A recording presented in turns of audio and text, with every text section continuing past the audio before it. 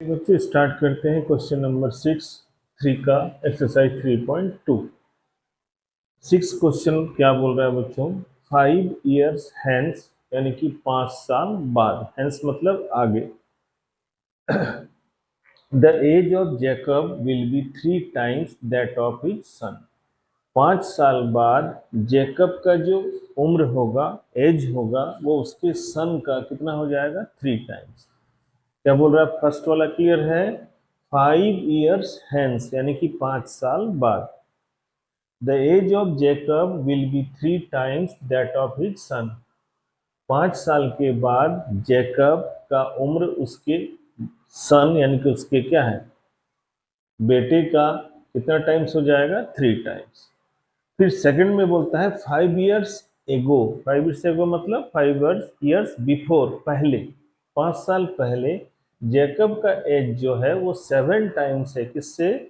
That of each सन, उसके बेटे से वो कितना होगा? 7 times होगा। तो what are their present ages? तो उसका प्रेजेंट एज आपको बताना है। तो बच्चों जैसा कि वर्ड प्रॉब्लम में हमेशा बोलते आए हैं कि जहां से क्वेश्चन है वहीं से आंसर स्टार्ट होगा।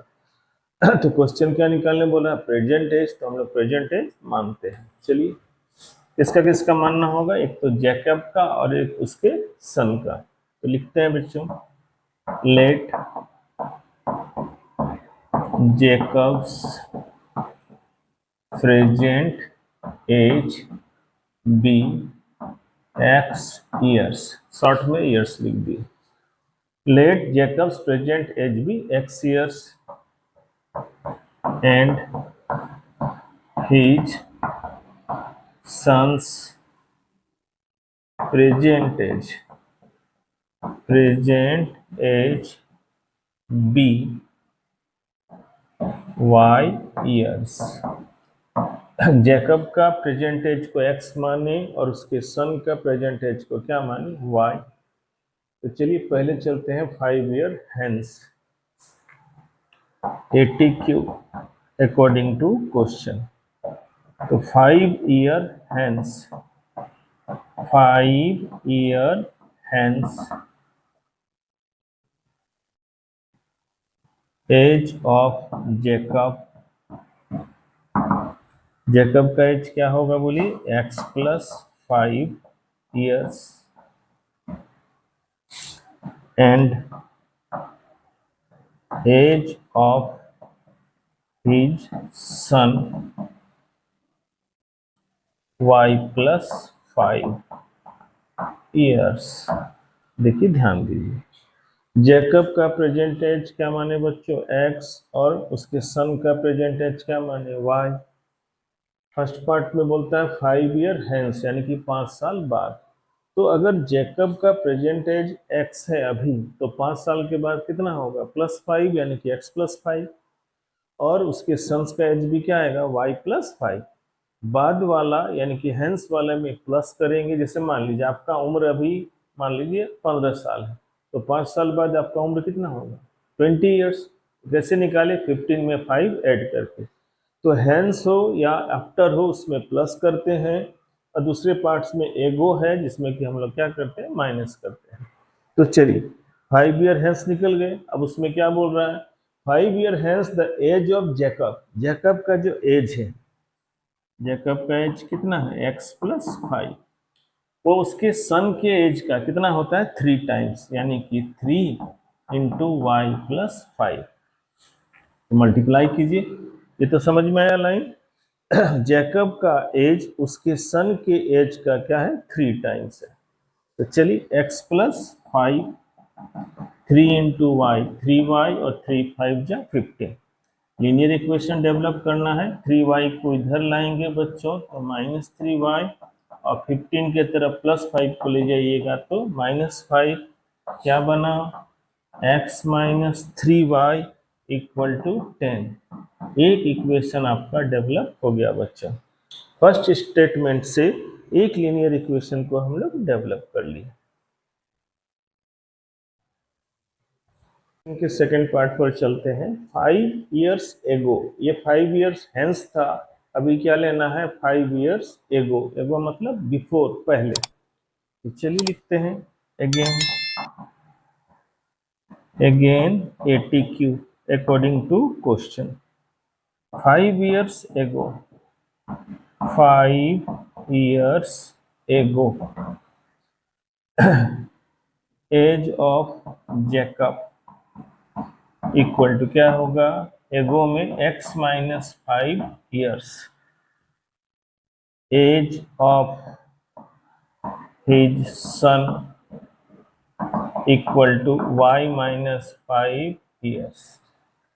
5 साल बाद जब था तो प्लस लिए थे और 5 साल पहले है तो उसमें क्या करेंगे, माइनस। पहले तो ये निकाल लेना है बच्चों, हेंस में भी और एगो में भी, तब चलेंगे स्टेटमेंट में। क्या बोल रहा था, 5 years ago Jacob's age was 7 times that of his son। तो ये रहा आपका जैकब का एज, वो 7 टाइम्स है किसका, उसके सन के एज का। तो चलिए मल्टीप्लाई करते हैं, x minus 5, 7 into y minus 35, x के तरफ 7y को लाइएगा माइनस 7y, माइनस 35 के तरफ माइनस 5 आएगा तो प्लस, देखिए प्लस 7y इधर आया तो माइनस, और माइनस 5 उधर गया तो प्लस। देखिए क्या बन रहा है बच्चों, x minus 7y equal to minus 30। इस तरह से ये इक्वेशन आपका बना। तो फर्स्ट इक्वेशन हम लोग बना चुके थे बच्चों, सेकंड इक्वेशन क्या बना, x माइनस 7y माइनस 35 से प्लस 5 घटाइएगा तो क्या बचेगा, माइनस 30, क्योंकि माइनस यहाँ पर क्या है, बड़े नंबर के साथ है, इसलिए यहाँ क्या आया, माइनस 30। इस तरह से क्वेश्चन से हम लोग, क्वेश्चन के दोनों पार्ट से हम लोग दो दो लीनियर इक्वेशन को डेवलप किए बच्चों। अब क्या करेंगे बोलिए, दोनों लीनियर इक्वेशन को सब्स्टिट्यूशन मेथड से सॉल्व करेंगे और जैकब और उसके सन के प्रेजेंट एज को हम लोग फाइंड आउट करेंगे।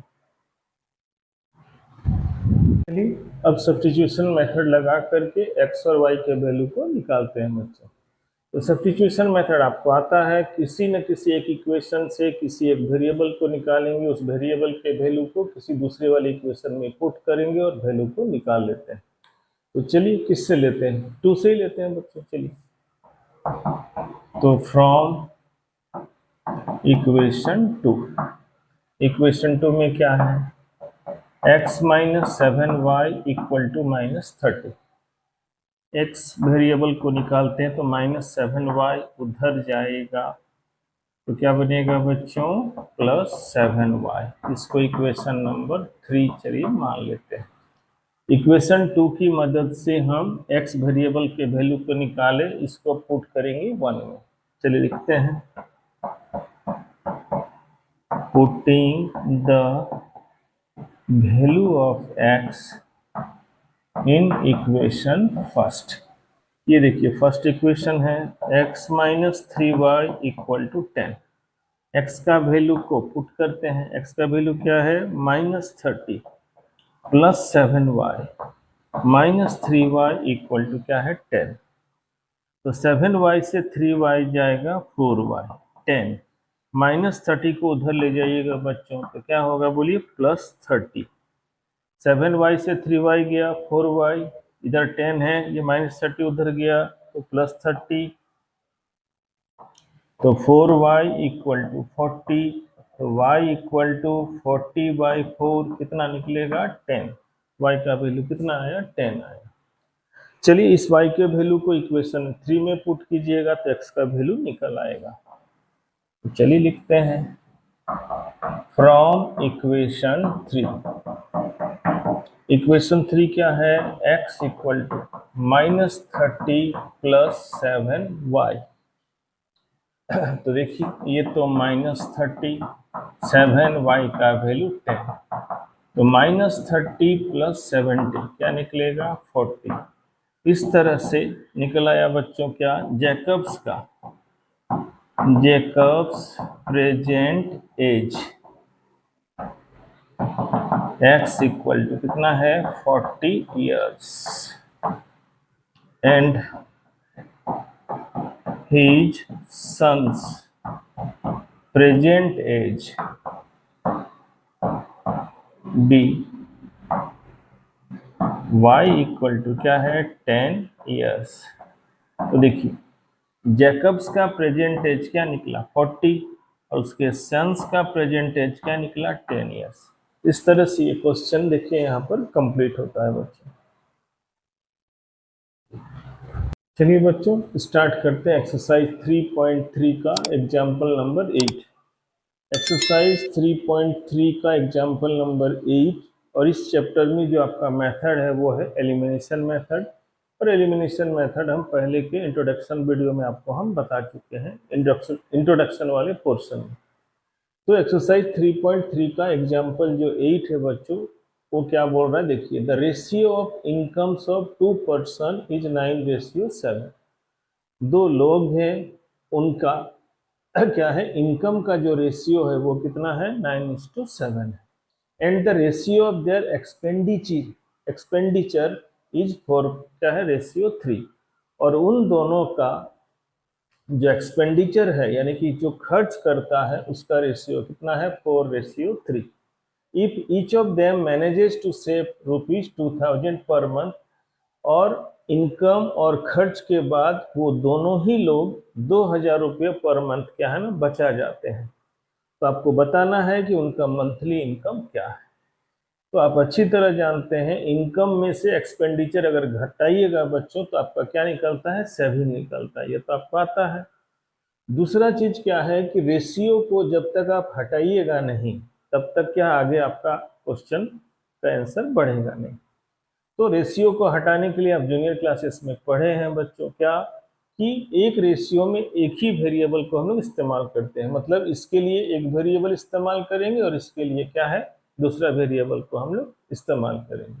तो चलिए लिखते हैं बच्चों, लेट द इनकम्स ऑफ या चलिए इसमें मंथली इनकम लगा देते हैं, monthly incomes of two persons are 9x and क्या है 7x। दोनों में देखिए एक ही वेरिएबल का यूज किया। एंड देयर एक्सपेंडिचर या इसमें जोड़ दीजिए बच्चों मंथली एक्सपेंडिचर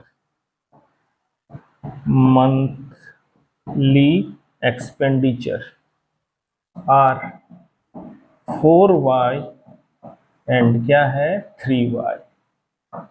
जैसा कि आप जानते हैं कि एक रेशियो के लिए एक ही वेरिएबल यानी कि इसके लिए हम लोग x का इस्तेमाल किए और इसके लिए किसका y, यानी कि मंथली इनकम दोनों पर्सन का क्या होगा 9x और 7x, और मंथली एक्सपेंडिचर दोनों का 4y और 3y।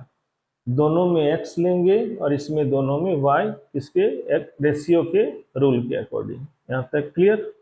अब आइए इनकम में से एक्सपेंडिचर को सब्ट्रैक्ट कीजिएगा तो आपका सेविंग निकलेगा, और दोनों क्या है ना सेम अमाउंट को सेव करता है पर मंथ। तो चलिए लिखते हैं बच्चों अकॉर्डिंग टू क्वेश्चन। तो पहला पर्सन का इनकम कितना है 9x, वो खर्च कितना करता है एक्सपेंडिचर 4y और बचाता कितना है 2000। तो 9x minus 4y equal to क्या निकला 2000। ये फर्स्ट पर्सन का।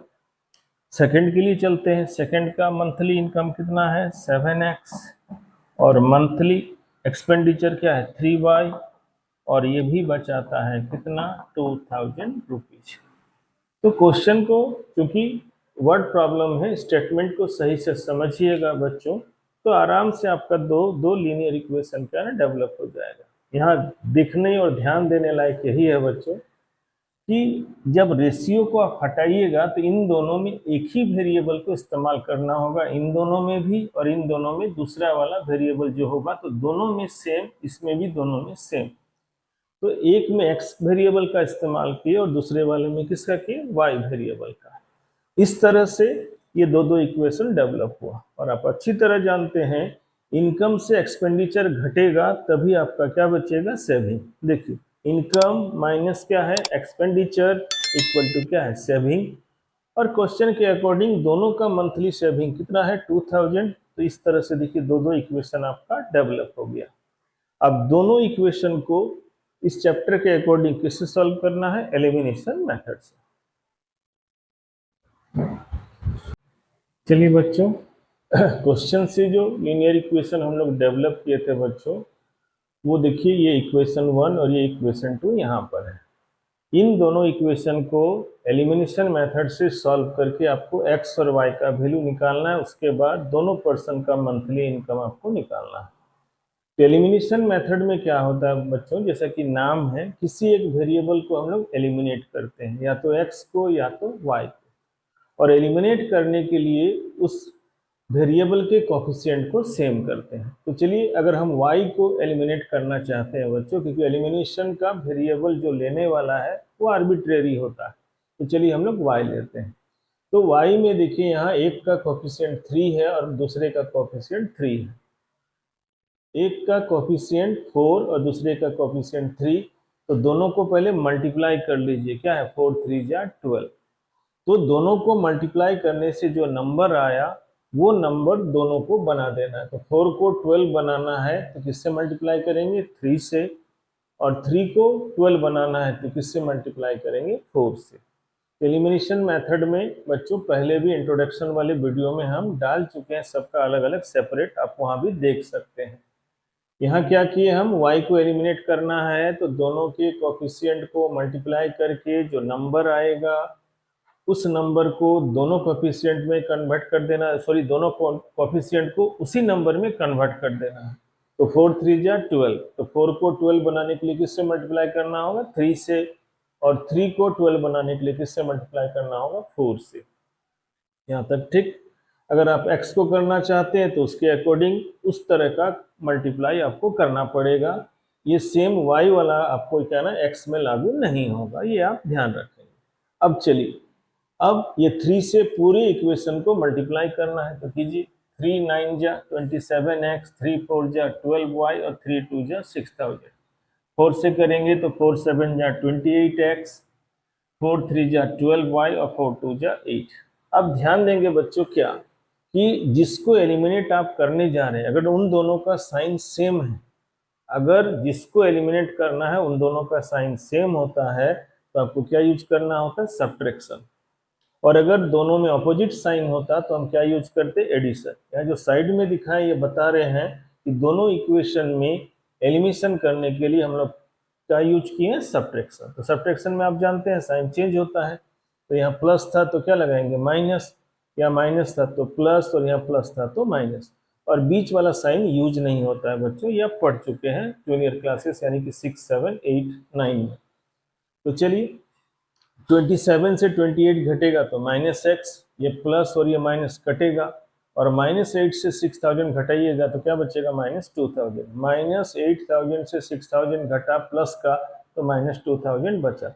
दोनों तरफ माइनस माइनस कटा तो x का वैल्यू कितना निकला, 2000। हालांकि हमको मंथली इनकम निकालना है तो हम x से निकाल सकते हैं, y का जरूरत नहीं था, फिर भी चलिए y के वैल्यू को हम निकाल दिए हैं बैठा करके। तो फ्रॉम इक्वेशन टू, किसी भी इक्वेशन में x के वैल्यू को पुट कीजिएगा तो y का वैल्यू निकल आएगा। तो हम इक्वेशन 2 लिए, 7x - 3y इक्वल टू क्या है, 2000। 7x का वैल्यू 2000 पुट किए, -3y इक्वल टू 2000। तो यहाँ -3y बचा, 7 × 2000 14,000, तो +14 उधर जाएगा तो -14, और -14 से 2 घटेगा तो +12। तो 3y इक्वल टू +12,000, तो y इक्वल टू 12,000/3 यानी कि 4,000। तो x का वैल्यू 2000 और y का वैल्यू क्या निकला, 4000। क्योंकि क्वेश्चन में मंथली इनकम निकालने बोला है तो हम लोग को y का जरूरत नहीं पड़ेगा। तो आइए, फर्स्ट पर्सन का मंथली इनकम क्या था, 9x, और x का वैल्यू कितना है, 2000। तो 9 × 2000 क्या निकलेगा, 18,000। और सेकंड पर्सन का मंथली इनकम क्या था, 7x, तो 7 × 2000 क्या आएगा, 14,000। दोनों इनकम को आप रेशियो में निकालिए। रेशियो हमेशा सिंपलेस्ट फॉर्म में होता है, मतलब अगर कुछ कटता है तो काटेंगे। इस पार्ट्स का 30, इस पार्ट्स का 30, दोनों कटा, 2 से कटेगा, 7 2 जा 14, 9 2 जा 18, यानी कि इन दोनों का मंथली इनकम का रेशियो क्वेश्चन में दिया हुआ था क्या 9:7, जो कि यहाँ आता है। इस तरह से जो क्वेश्चन हम सॉल्व किए हैं बच्चों, चेक करने से पता चलता है कि आंसर मेरा क्या है, सही है। तो देखिए इस तरह से ये जो एग्जाम्पल 8 था एक्सरसाइज 3.3 का, वो हम आपको बता दिए हैं। आप अगर इसको अच्छे से देखिए बच्चों, समझिए, मेरे ख्याल से समझ में आ जाना चाहिए। अगर कोई प्रॉब्लम होता है तो आप कमेंट करके जरूर बोलेंगे।